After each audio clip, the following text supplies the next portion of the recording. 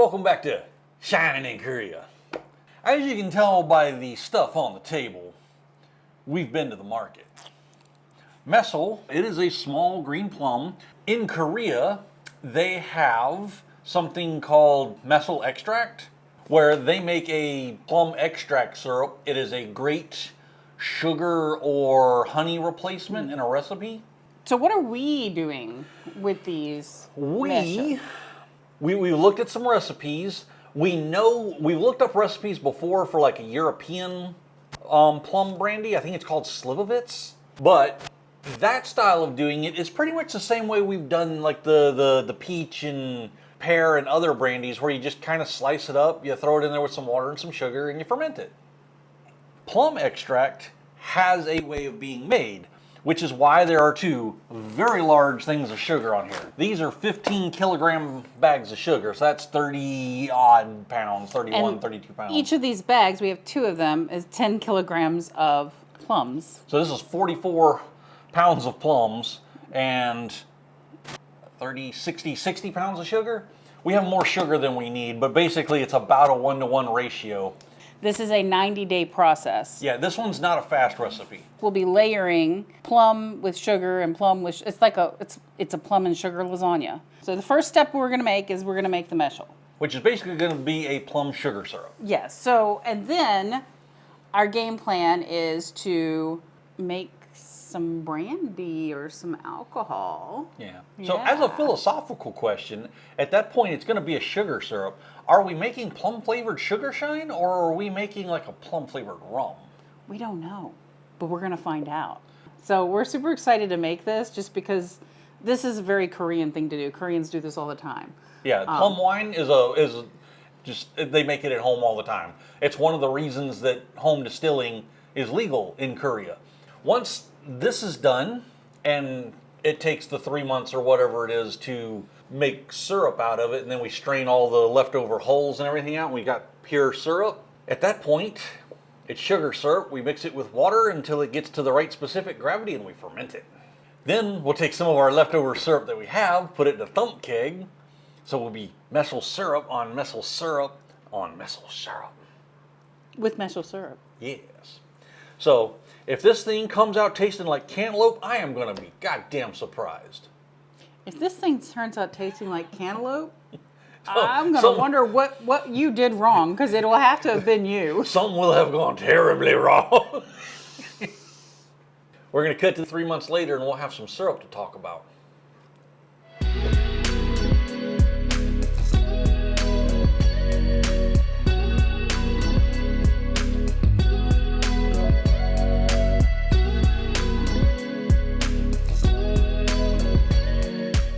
So now we got the first jar poured out, and I've got bucket because we're going to keep these fruits and try making a brandy out of these fruits as well as some of the sugar water.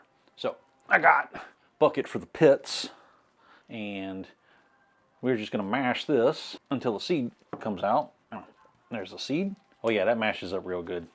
We might not even need to frappe that just turns into goop. So I'm going to mash seeds out. Try to do it without getting the seeds in the bucket. There we go. Yeah, just like that. You know how you try not to do something and then you do exactly what you weren't trying to do? Yeah. Anyway, I'm going to collect seeds and put mashed up fruit in the bucket here. And then I get to do it with another bucket or another jar of stuff. So, yay! Good job. All right.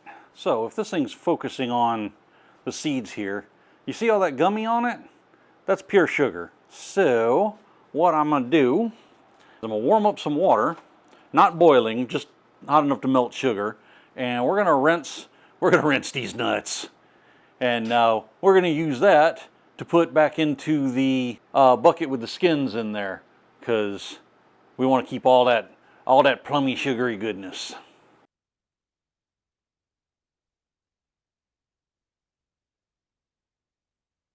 All right, everybody. Yesterday, we got all the stuff poured out in the bucket here. We got our fruit pressed, which I eventually had to enlist Melissa's aid. We had to sit down there and get all the stuff squeezed out. But now we've got mash in the bucket. So that is going to cook for a few days, and we'll see y'all at the pot. All right, guess what we woke up to this morning? It's like, what, day 3? So day 3 of fermentation, and luckily, I don't think we've really lost anything, but it has definitely pushed the top off of our little bucket here. Ew, that definitely needs to be stirred.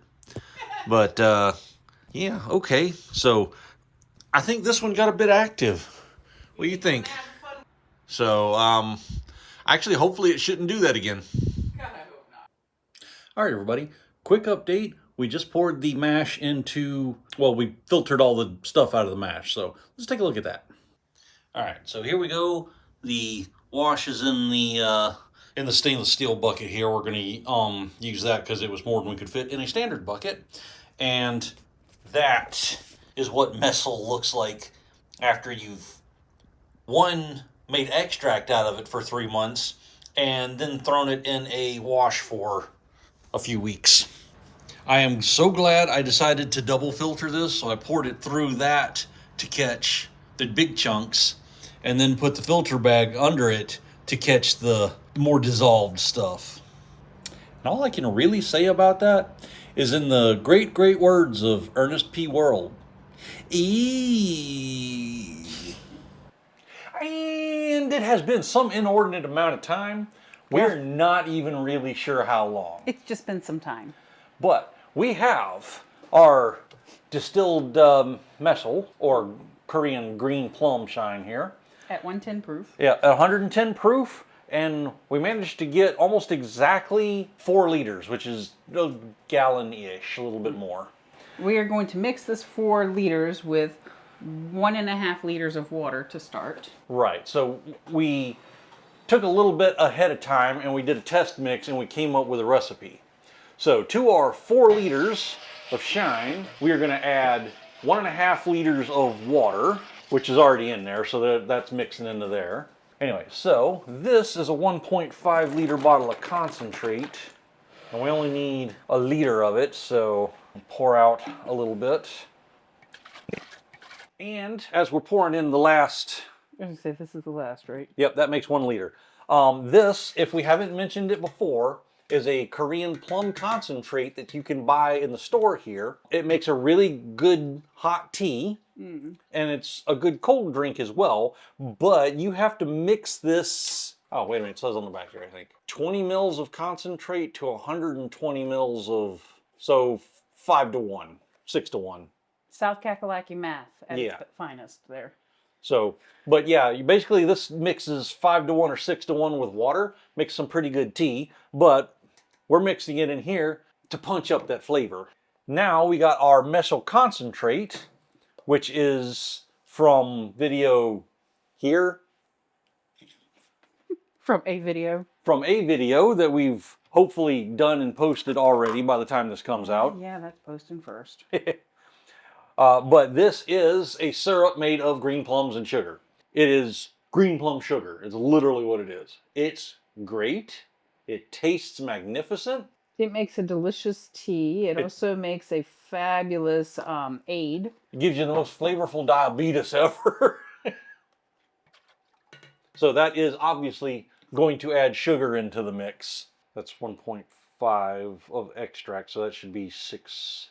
All right, now, as you can see, we've got our big jar.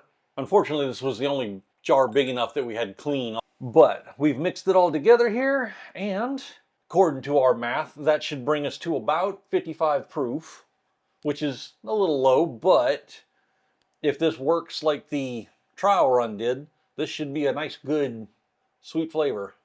Obviously, we just mixed it together, so it hasn't had time to sit. There's no burn, which is nice. It's you can tell by the side, it still hasn't completely mixed. The extract hasn't completely mixed into it. But you get that kind of sweet alcohol-y taste on the front of your tongue, but you get the green plum on the back. But I like that it has no burn. Yeah, it's smooth. It's very smooth, little to no burn at all in it, so that's good. So this, I think once this is set for a couple weeks, whatever holiday party we wind up with, it's gonna be lit. Yeah, I think once that has a little time to sit and mix together, which kind of sucks because I'm taking it to someone tomorrow. Just tell them, let it sit for a week or two and then crack it open for Christmas. By the way, it's Christmas this month. Happy, what was that one? Merry Hanukkah, Kwanzaa, Thanksgiving. But there we go. A at least semi-completed project. We've already said it's got to sit for a little bit, but we can tell now it's going to be good. And that just means we got to start the next one. Right. So what are we doing next? Well, the next plum one is coming straight from plum extract instead of the leftover plum. Yes, we do have a jar this size, about full up to about here, of pure extract. So although I think that's going to be a smaller run because we can't use all of that. Oh yeah, we're not going to use all that. We actually have someone who likes our plum extract, so. I think we did the math on it once, and like a rum with the molasses, you got to cut it like 3 or 4 or 5 to 1 with the extract so that you don't have too much sugar in your wash and overstress your yeast. That'll be a smaller run. In more of a timeline run, we have the grape shine muscat shine that is in there ready to go for its stripping run. So one of those videos will hopefully be coming soon. Anyway, we got to prep a bottle or two to give to some friends for the holidays. So like, subscribe, do the internet stuff. We'll see y'all around. Bye.